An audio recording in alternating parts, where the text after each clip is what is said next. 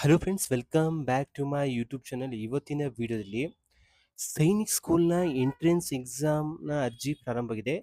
ಯಾರೆಲ್ಲ ಅರ್ಜಿಗಳನ್ನು ಸಲ್ಲಿಸ್ಬೋದು ಮತ್ತು ಎಷ್ಟು ಫೀಸ್ ಮಾಡಬೇಕು ಮತ್ತು ಹೇಗೆ ಆನ್ಲೈನ್ ಅಪ್ಲಿಕೇಶನ್ನ ಸಲ್ಲಿಸೋದಂತ ಕೊಡ್ತಾ ಹೋಗ್ತೀನಿ.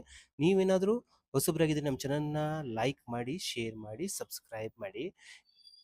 ಇಲ್ಲಿ AIC ಆಲ್ ಇಂಡಿಯಾ ಸೈನಿಕ್ ಸ್ಕೂಲ್ನ ಎಂಟ್ರೆನ್ಸ್ ಎಕ್ಸಾಮ್ನ ಅಪ್ಲಿಕೇಶನ್ನ ಬಂದ್ಬಿಟ್ಟು ನೀವು 10/10/2025ರಿಂದ 30/10/2025 ಆನ್ಲೈನ್ ಅಪ್ಲಿಕೇಶನ್ನ ಸಲ್ಲಿಸ್ಬೋದು. ಇಲ್ಲಿ ನಿಮಗೆ ಟ್ರಾನ್ಸಾಕ್ಷನ್ ಫೀ ಪೇಮೆಂಟ್ನ ಬಂದ್ಬಿಟ್ಟು 31/10/2025 ನೀವು ಫೀ ಪೇಮೆಂಟ್ನ ಮಾಡಬೇಕಾಗತ್ತೆ. ಇಲ್ಲಿ ಫೀನ ಬಂದರೆ ಇಲ್ಲಿ ಜನರಲ್ ಕ್ಯಾಟಗರಿಯವರಿಗೆ ಮತ್ತೆ defence personal, ex service man, OBC NCL ಕ್ಯಾಟಗರಿಗೆ ಬಂದ್ಬಿಟ್ರೆ ಇಲ್ಲಿ ₹850 ಫೀನ ಪೇಮೆಂಟ್ ಮಾಡಬೇಕಾಗುತ್ತೆ.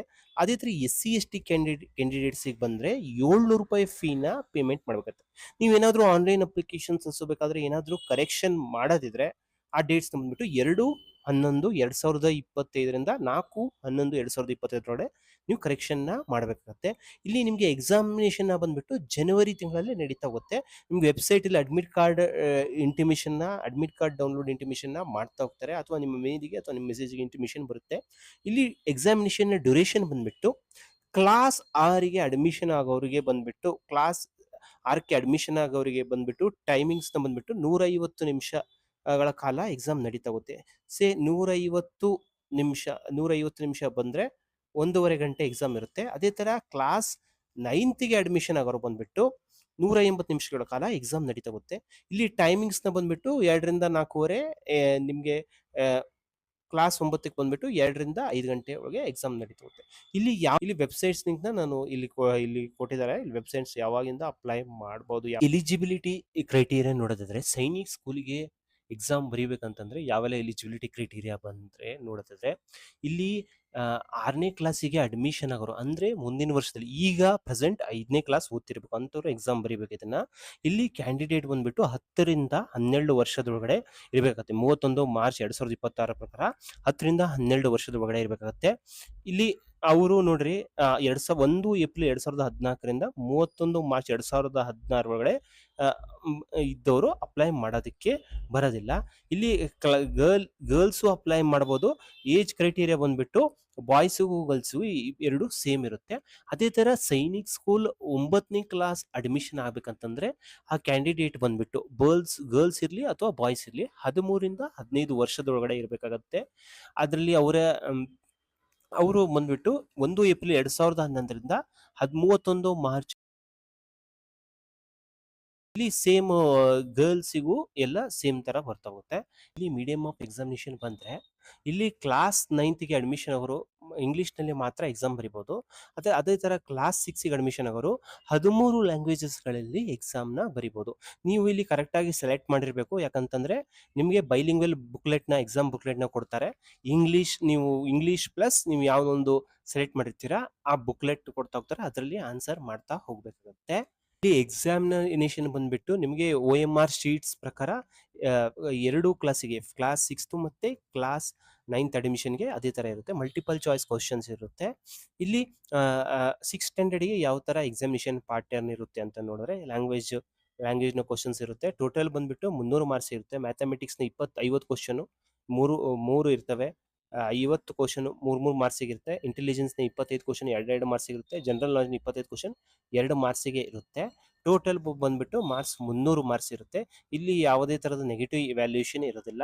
ಇದೇ ತರ 9th ಅಡ್ಮಿಷನ್ ಆಗಾದ್ರೆ ಅವರ ಎಕ್ಸಾಮಿನೇಷನ್ ಪ್ಯಾಟರ್ನ್ ಹೇಗಿರುತ್ತೆ ಅಂತ ನಾನು ಹೇಳ್ದಂಗೆ, ಇಲ್ಲಿ ಮ್ಯಾಥಮೆಟಿಕ್ಸ್ನ ಬಂದ್ಬಿಟ್ಟು 50 ಕ್ವಶನ್ಸು 4 ಮಾರ್ಕ್ಸಿಗೆ ಇರುತ್ತೆ. 200 ಮಾರ್ಕ್ಸಿಗೆ ಬಂದು ಇಂಟೆಲಿಜೆನ್ಸ್ ಬಂದ್ಬಿಟ್ಟು 25 ಕ್ವಶನ್ 2 ಮಾರ್ಕ್ಸಿಗೆ ಇರುತ್ತೆ. 25 ಕ್ವಶನ್ 2 ಮಾರ್ಕ್ಸಿಗೆ 50 ಇರುತ್ತೆ. ಇಂಗ್ಲಿಷ್ನ ಬಂದ್ಬಿಟ್ಟು 25 ಕ್ವಶನ್ 2 ಮಾರ್ಕ್ಸ್ ಇರುತ್ತೆ. ಅದೇ ತರ ಜನರಲ್ ಸೈನ್ಸ್ನ ಬಂದ್ಬಿಟ್ಟು 25 ಕ್ವಶನ್ 2 ಮಾರ್ಕ್ಸ್ ಇರುತ್ತೆ. ಸೋಷಿಯಲ್ ಸೈನ್ಸ್ನ ಬಂದ್ಬಿಟ್ಟು 25 ಕ್ವಶನ್ 50 ಮಾರ್ಕ್ಸ್ ಇರುತ್ತೆ. ಟೋಟಲ್ ಬಂದ್ಬಿಟ್ಟು 400 ಮಾರ್ಕ್ಸ್ ಇರುತ್ತೆ. 150 ಕ್ವಶನ್ಸ್ ಇರುತ್ತೆ. ಇಲ್ಲಿ ಯಾವುದೇ ತರ ನೆಗೆಟಿವ್ ಮಾರ್ಕಿಂಗ್ ಇರೋದಿಲ್ಲ. ಮತ್ತೆ OMR ಬೇಸ್ಡ್ ಟಿಕ್ಕಿಂಗ್ ಇರುತ್ತೆ ನಿಮಗೆ. ಇಲ್ಲಿ ನಾನು ಹೇಳ್ದಂಗೆ ಈ 9th ಅಡ್ಮಿಷನ್ ಅವರಿಗೆ ಇಂಗ್ಲಿಷ್ನಲ್ಲಿ ಮಾತ್ರ ಎಕ್ಸಾಮಿನೇಷನ್ನ ಬರಿಬೋದು. ಈಗ ಹೇಗೆ ರಿಜಿಸ್ಟ್ರೇಷನ್ ಮಾಡೋದು ಅಂತ AIC all India Sainik school entrance ಎಕ್ಸಾಮಿನೇಷನ್ಗೆ ಹೇಗೆ ಅಪ್ಲೈ ಮಾಡೋದು ಅಂತ ವಿಡಿಯೋದಲ್ಲಿ ಹೇಳ್ಕೊಡ್ತಾ ಹೋಗ್ತೇನೆ. ಇಲ್ಲಿ ರಿಜಿಸ್ಟ್ರೇಷನ್ ಅಂತ ಕ್ಲಿಕ್ ಮಾಡ್ತೀವಿ. ಇಲ್ಲಿ ಫಸ್ಟ್ ಟೈಮ್ ನೀವು ಇದ್ರೆ ನ್ಯೂ ರಿಜಿಸ್ಟ್ರೇಷನ್ನ ಮಾಡಬೇಕಾಗತ್ತೆ. ಎಲ್ಲರೂ ಫಸ್ಟ್ ಟೈಮೇ ಅಪ್ಲೈ ಮಾಡ್ತಿರ್ತೀರಾ, ಹಾಗಾಗಿ ಒಂದು ಫೀಸ್ ಒಂದ್ಸತಿ ನೋಡ್ಕೋಬೇಕಾಗತ್ತೆ. ಒ ಬಿ ಸಿ ಜನರಲ್ನವರಿಗೆ ₹850, SC ST ನವರಿಗೆ ₹700 ಫೀನ ಪೇಮೆಂಟ್ ಮಾಡಬೇಕಾಗತ್ತೆ. ಇಲ್ಲಿ ನೀವು ಯಾವೆಲ್ಲ ಡಾಕ್ಯುಮೆಂಟ್ಸ್ನ ಎಷ್ಟು MB ಎಷ್ಟು KB ಒಳಗಡೆ ಇರಬೇಕಂತ ಅದನ್ನು ಹೇಳ್ತಾ ಹೋಗ್ತೇನೆ. ನಿಮ್ಮ ರೀಸೆಂಟ್ ಪಾಸ್ಪೋರ್ಟ್ ಸೈಜ್ ಫೋಟೋ ಇರಬೇಕಾಗತ್ತೆ. ಮೇನ್ ಡಾಕ್ಯುಮೆಂಟ್ಸ್ನ ಹೇಳ್ತಾ ಹೋಗ್ತೀನಿ. ಕಲರಲ್ಲಿ ಇರಬೇಕಾಗತ್ತೆ. ಬ್ಯಾಕ್ ಗ್ರೌಂಡ್ ಕರೆಕ್ಟಾಗಿ ವಿಸಿಬಲ್ ಇರಬೇಕಾಗತ್ತೆ. ಭಾಳ ಹಳೇದಾಗಿರ್ತಕ್ಕಂಥ ಫೋಟೋ ಆಗಿರೋ ಈ ರೀಸೆಂಟಾಗಿ ತೆಗೆಸಿರ್ತಕ್ಕಂಥ ಫೋಟೋ JPG ಫಾರ್ಮೆಟಲ್ಲಿ 10 KB ಇಂದ 200 KB ಒಳಗಡೆ ಇರಬೇಕಾಗತ್ತೆ. ಇಲ್ಲಿ ಥಂಬ್ನ ಅದನ್ನು ಸ್ಕ್ಯಾನ್ ಮಾಡಿ ಅಪ್ಲೋಡ್ ಮಾಡಬೇಕಾಗುತ್ತೆ. 10 KB ಟು 50 KB ಒಳಗೆ ಇರಬೇಕಾಗುತ್ತೆ. JPG ಫಾರ್ಮೆಟಲ್ಲಿ ಇರಬೇಕು. ಸಿಗ್ನೇಚರ್ನ ಬಂದ್ಬಿಟ್ಟು JPG ಫಾರ್ಮೆಟಲ್ಲಿ ಇರಬೇಕಾಗುತ್ತೆ. ಕ್ಲೀನಾಗಿ ಕಾಣಬೇಕಾಗತ್ತೆ. DPIನ ರೆಸೊಲ್ಯೂಷನ್ನ ಫಾಲ್ ಮಾಡಬಾರ್ದು. ಅಷ್ಟು ಕ್ಲಿಯರ್ ಆಗಿ 10 ಟು 50 KB ಒಳಗಡೆ ಇರಬೇಕಾಗುತ್ತೆ.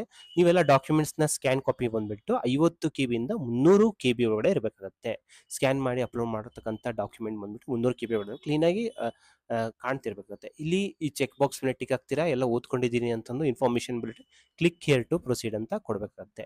ಇಲ್ಲಿ ಕೊಟ್ಟಾಗ ಫಸ್ಟಿಗೆ ನಿಮಗೆ ಇಲ್ಲಿ ಕ್ಯಾಂಡಿಡೇಟ್ಸ್ ನೇಮ್ನ ತುಂಬಬೇಕಾಗುತ್ತೆ. ನಿಮ್ಮ SSLC ಮಾರ್ಕ್ಸ್ ಕಾರ್ಡ್ ಪ್ರಕಾರ ಹೆಂಗಿದೆ ಇದೇ ಥರ ತುಂಬಿ, ಅಲ್ಲ SSLC ಅಲ್ಲ, ನಿಮ್ಮ ಆಧಾರ್ ಪ್ರಕಾರ ಏನಿದೆ ಅಲ್ಲ ಅದೇ ಥರ ತುಂಬ್ಕೊಂತ ಹೋಗಿ. ಇಲ್ಲಿ ಫಾದರ್ ನೇಮ್ನ ಮತ್ತು ಮದರ್ ನೇಮ್ನ, ಇಲ್ಲಿ ಡೇಟ್ ಆಫ್ ಬರ್ತ್ನ, ಇಲ್ಲಿ ಜೆಂಡರ್ನ, ಕ್ಯಾಂಡಿಡೇಟ್ ನೇಮ್ನ ಮತ್ತೊಂದ್ಸತಿ ಟೈಪ್ ಮಾಡಿ, ಮದರ್ ನೇಮ್ನ ಫಾದರ್ ನೇಮ್ನ ಮತ್ತೊಂದ್ಸತಿ ಟೈಪ್ ಮಾಡಿ, ಡೇಟ್ ಆಫ್ ಬರ್ತ್ನ ಕನ್ಫರ್ಮ್ ಮಾಡಿ, ಜೆಂಡರ್ನ ಮತ್ತೊಂದ್ಸತಿ ಕನ್ಫರ್ಮ್ ಮಾಡಿ. ಪ್ರೆಮಿಸಸ್ ನಿಮ್ಮ ಅಡ್ರೆಸ್ನ ತುಂಬಬೇಕಾಗತ್ತೆ. ಲೊಕ್ಯಾಲಿಟಿ ಯಾವುದು, ಕಂಟ್ರಿ ಯಾವುದು, ಸ್ಟೇಟ್ ಯಾವುದು, ಡಿಸ್ಟ್ರಿಕ್ಟ್ ಯಾವುದು, ಪಿನ್ ಕೋಡ್ ಯಾವುದು. ಅದೇ ಥರ ಇಮೇಲ್ ಅಡ್ರೆಸ್ನ ತುಂಬಬೇಕಾಗತ್ತೆ. ಇಲ್ಲಿ ಮೊಬೈಲ್ ನಂಬರ್ನ ತುಂಬಬೇಕಾಗುತ್ತೆ. ಮತ್ತೊಂದ್ಸತಿ ಮೊಬೈಲ್ ನಂಬರ್ನ ತುಂಬಬೇಕಾಗುತ್ತೆ. ಇಲ್ಲಿ ನಿಮ್ಮ ಇಮೇಲ್ ಐಡಿಗೆ ತುಂಬಿದಾಗ OTP ಬರುತ್ತೆ. ಆ OTPನ ವೆರಿಫೈ ಮಾಡಬೇಕಾಗತ್ತೆ. ಮೊಬೈಲ್ ನಂಬರ್ನು ತುಂಬಬೇಕಾಗತ್ತೆ. ಆ ಮೊಬೈಲ್ ನಂಬರ್ನ ಹಾಕಿದಾಗ ನಿಮಗೆ ಒಂದು OTP ಬರುತ್ತೆ. ಆ OTPನ ವೆರಿಫೈ ಮಾಡಬೇಕಾಗತ್ತೆ. ಇಲ್ಲಿ ಚೆಕ್ ಬಾಕ್ಸ್, ಇಲ್ಲಿ ಲ್ಯಾಂಡ್ಲೈನ್ ನಂಬರ್ ಇದ್ದರೆ ಬರೀರಿ, ಇಲ್ಲ ಅಂತಂದರೆ ಇಲ್ಲ. ಇಲ್ಲಿ present address permanent address same ಇತ್ತಂದರೆ, communication address permanent present address same ಇತ್ತಂದರೆ ಇಲ್ಲಿ ಚೆಕ್ ಬಾಕ್ಸ್ ಮೇಲೆ ಟಿಕ್ ಮಾಡಿಬಿಟ್ರೆ ಎಲ್ಲ ಡಂಪ್ ಆಗ್ತಾ ಹೋಗುತ್ತೆ ಆಟೋಮೆಟಿಕ್ ಡಾಟಾ. ಇಲ್ಲಿ ಪಾಸ್ವರ್ಡ್ನ ಆಲ್ಫಾ ನ್ಯೂಮರಿಕ್ ಪಾಸ್ವರ್ಡ್ನ ಸೆಟ್ ಮಾಡಿ. ಇಲ್ಲೊಂದ್ಸತಿ ಮತ್ತೊಂದ್ಸತಿ ಟೈಪ್ ಮಾಡಿ. ಸೆಕ್ಯೂರಿಟಿ ಕ್ವಶನ್ನ ಟೈಪ್ ಮಾಡಿ. ಇಲ್ಲಿ ಸೆಕ್ಯೂರಿಟಿ ಕ್ವಶನ್ ಈಸಿಯಾಗಿ ನೆನಪಿರ್ತಕ್ಕಂಥ ಕ್ವಶನ್, ನಿಮ್ಮ ಪ್ಲೇಸ್ ಆಫ್ ಬರ್ತ್ ಯಾವುದು ಅಂತ ಈ ಥರ ಸೆಲೆಕ್ಟ್ ಮಾಡಿ ಇಟ್ಕೊಂಡಿರಿ. ಸೆಕ್ಯೂರಿಟಿ ಆನ್ಸರ್ನ ಇಲ್ಲಿ ಬರೀರಿ. ಇಲ್ಲಿ ಮತ್ತೇನಂತಂದರೆ ಕ್ಯಾಪ್ಚಾ, ಇಲ್ಲಿ ಬಂದಿರತಕ್ಕಂಥ ಕ್ಯಾಪ್ಚಾನ ಸಬ್ಮಿಟ್ ಮಾಡಿ. ಇಲ್ಲಿ ನೀವು ರಿಜಿಸ್ಟ್ರೇಷನ್ ಫಾರ್ಮ್ನ ತುಂಬಿದಾಗ ನೀವು ಏನಾದರೂ ಎಡಿಟ್ ಮಾಡೋದಿದ್ರೆ ಇಲ್ಲಿ ಎಡಿಟ್ ರಿಜಿಸ್ಟ್ರೇಷನ್ ಫಾರ್ಮ್ ಅಂತ ಕ್ಲಿಕ್ ಮಾಡಿ. ನೀವೇನಾದರೂ ಕರೆಕ್ಷನ್ ಇದ್ದರೆ ಕರೆಕ್ಷನ್ನ ಮಾಡ್ಬೋದು. ಇಲ್ಲಿ ನಿಮ್ಮ ನೇಮು, ತಂದೆ ಹೆಸರು, ತಾಯಿ ಹೆಸರು, ಡೇಟ್ ಆಫ್ ಬರ್ತು ಎಲ್ಲ ಕರೆಕ್ಟ್ ಇದೆಯಾ ಇಲ್ಲ ಅಂತ ನೋಡಿಕೊಂಡು ಚೆಕ್ ಬಾಕ್ಸ್ ಮೇಲೆ ಟಿಕ್ ಮಾಡಿ ಐಗ್ರಿ ಅಂತ ಕೊಟ್ಟು ಏನಂತಂದರೆ ನಿಮ್ಮ ರಿಜಿಸ್ಟ್ರೇಷನ್ ಫಾರ್ಮ್ ಪ್ರೊಸೆಸ್ ಕಂಪ್ಲೀಟ್ ಆಗ್ತಾ ಹೋಗುತ್ತೆ. ಇಲ್ಲಿ ಏನಂತಂದರೆ ನೀವು ನೋಡ್ಕೋಬೇಕಾಗುತ್ತೆ. ಇಲ್ಲಿ ಯಾವುದೇ ಥರದ ತಪ್ಪಿದ್ರೆ ಮತ್ತೆ ಕರೆಕ್ಷನ್ನ ಮಾಡೋದಕ್ಕೆ ಬರೋದಿಲ್ಲ. ಇಲ್ಲಿ ನೋಡ್ಕೋಬೇಕಾಗುತ್ತೆ ಎಲ್ಲ ಕರೆಕ್ಟ್ ಇದೆನಾ. ನಿಮ್ಮ ರಿಜಿಸ್ಟ್ರೇಷನ್ ಫಾರ್ಮ್ ಸಬ್ಮಿಟ್ ಮಾಡಬೇಕಾದ್ರೆ OTP ಬರುತ್ತೆ. ಆ OTPನ ಹಾಕಿ ನೀವು ಇಲ್ಲಿ ರಿಜಿಸ್ಟ್ರೇಷನ್ ಫಾರ್ಮ್ನ ಸಬ್ಮಿಟ್ ಮಾಡಬೇಕಾದ್ರೆ OTP ಬರುತ್ತೆ. ಆ OTPನ ಹಾಕಿ ಕಂಪ್ಲೀಟ್ ಮಾಡಬೇಕಾಗುತ್ತೆ. ರಿಜಿಸ್ಟ್ರೇಷನ್ ಪ್ರೋಸೆಸ್ ಕಂಪ್ಲೀಟ್ ಆದಾಗ ನೀವು ನ್ಯೂ ರಿಜಿಸ್ಟ್ರೇಷನ್ ಪ್ರೋಸೆಸ್ನ ಕಂಪ್ಲೀಟ್ ಮಾಡಿದರೆ ಇಲ್ಲಿ ಲಾಗಿನ್ ಮಾಡಬೇಕಾಗತ್ತೆ. ಇಲ್ಲಿ ಲಾಗಿನ್ ಅಂತ ಕ್ಲಿಕ್ ಮಾಡಿದಾಗ ನಿಮ್ಮ ಅಪ್ಲಿಕೇಶನ್ ನಂಬರ್ನ ಹಾಕಬೇಕಾಗುತ್ತೆ. ಇಲ್ಲಿ ಪಾಸ್ವರ್ಡ್ನ ಹಾಕಬೇಕಾಗುತ್ತೆ. ಇಲ್ಲಿ ಕ್ಯಾಪ್ಚಾನ ಟೈಪ್ ಮಾಡಿ ಲಾಗಿನ್ ಮಾಡಬೇಕಾಗುತ್ತೆ. ಇಲ್ಲಿ ನಿಮ್ಮ ಅಪ್ಲಿಕೇಶನ್ ನಂಬರ್ ಫಾರ್ಗಟ್ ಮಾಡಿದ್ರೆ ಫಾರ್ಗಟ್ ಅಪ್ಲಿಕೇಶನ್ ನಂಬರ್ ಕೊಟ್ಟರೆ ಮೊಬೈಲ್ ನಂಬರ್ ಎಲ್ಲ ಕೊಡ್ಕೊಂತ ಹೋದ್ರೆ ನೀವು ರಿಟ್ರೈವ್ ಮಾಡ್ಬೋದು. ಇಲ್ಲಿ ಪಾಸ್ವರ್ಡ್ ನಂಬರ್ ಇದ್ದರೆ ಫಾರ್ಗಟ್ ಪಾಸ್ವರ್ಡ್ ಕೊಟ್ಟು ರಿಟ್ರೈವ್ನ ಮಾಡ್ಬೋದು. ಇಲ್ಲಿ ಲಾಗಿನ್ ಕ್ಲಿಕ್ ಮಾಡಬೇಕಾಗುತ್ತೆ, ತುಂಬಬೇಕಾಗುತ್ತೆ, ಫೀನ ಪೇಮೆಂಟ್ ಮಾಡಬೇಕಾಗುತ್ತೆ. ಇಲ್ಲಿ ಇಷ್ಟು ಸ್ಟೆಪ್ಗಳು ಬರ್ತವೆ. ಇಲ್ಲಿ ಕಂಪ್ಲೀಟ್ ಅಪ್ಲಿಕೇಶನ್ ಫಾರ್ಮ್ ಅಂತ ಕೊಟ್ಟರೆ ನಿಮಗೆ ಇಲ್ಲಿ ಏನಂತಂದರೆ ಎಲ್ಲ ಡಾಟಾ ನೀವು ತುಂಬಿರ್ತಕ್ಕಂಥ ಎಲ್ಲ ಡಾಟಾನು ಏನಂತಂದರೆ ಎಲ್ಲ ಬರ್ತಾ ಹೋಗುತ್ತೆ. ಕೆಲವೊಂದು ಡಾಟಾ ಫೆಚಪ್ ಆಗುತ್ತೆ, ಕೆಲವೊಂದು ನೀವು ತುಂಬಬೇಕಾಗುತ್ತೆ. ನೀವು ಇಲ್ಲಿ ಸ್ಟೇಟ್ನ ಕ್ಯಾಟಗರಿ, ನೀವು ಯಾವ ಕ್ಯಾಟಗರಿ ಅಂತ ತುಂಬಬೇಕಾಗತ್ತೆ. OBC NCL ಇದ್ದರೆ NCL, ಸಬ್ ಕ್ಯಾಟಗರಿ ಯಾವುದು, ಆ್ಯನ್ಯುವಲ್ ಇನ್ಕಮ್ ಏನು, ಮತ್ತು ನೀವು ಯಾವುದಾದ್ರೂ ಏನಂತಂದರೆ ನೀವೇನಾದರೂ ಎಕ್ಸ್ ಡಿಫೆನ್ಸ್ ಪರ್ಸ್ನಲ್ ಮಕ್ಕಳ ಏನು ಇವೆಲ್ಲ ಬರ್ತಾಗುತ್ತೆ. ನೀವು ನಿಮ್ಮ ಅಣ್ಣ ಅಥವಾ ತಂಗಿ ಏನಾದರೂ ಸೈನಿಕ್ ಸ್ಕೂಲಲ್ಲಿ ಓದ್ತಿದಾರಾ, ಈ ಥರ ಎಕ್ಸಾಮ್ನ ನೀವು ಯಾವ ರೀತಿ ತಿಳ್ಕೊಂಡ್ರೆ ಎಕ್ಸಾಮ್ನ ನ್ಯೂಸ್ ಪೇಪರಿಂದನ ಹೆಂಗೆ ಅಂತಂದು ತಿಳ್ಕೊಡ್ಬೇಕಾಗುತ್ತೆ. ಇಲ್ಲಿ ಕ್ಯಾಪ್ಚಾ ಮಾಡಿ ಸೇವ್ ಆ್ಯಂಡ್ ನೆಕ್ಸ್ಟ್ ಕೊಡ್ಬೇಕಾಗತ್ತೆ.